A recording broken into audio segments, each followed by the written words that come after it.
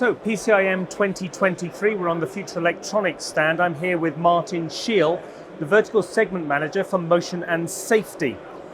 Martin, motor control, artificial intelligence, two big trends, two big problems that maybe customers are facing. How do those two marry together?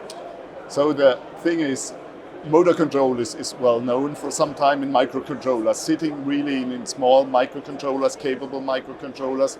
If you think about artificial intelligence, that's cloud-based, big computing. So the challenge is to bring both of those together to have a model for AI small enough to house it in a microcontroller and still being able to do its standard functionality, the motor control section, and that's what we can show here. Right? Okay, so which of our suppliers have got a really nice solution for exactly that? So what we show here is a Renesas solution, bringing a reality AI engine on detection for anomalies together with a Renesas sensorless vector control algorithm for motor control. That's happening here.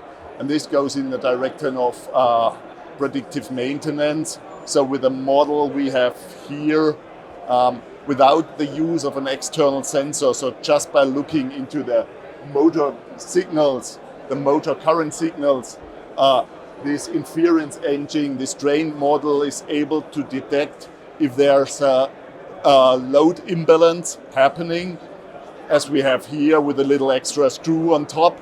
So this imbalance is then recognized, and we get the signal here with this blinking LEDs. Hey, there's an imbalance, which tells the customer, hey, there's something wrong with my system. I need to look at it and I need to do something. Excellent. Yeah. So if a customer is interested in that, is there a way that they can easily evaluate it? Yes, of course. So we have here a standard evaluation board with a motor. The only thing he needs to have extra is to have the motor a bit securely in place.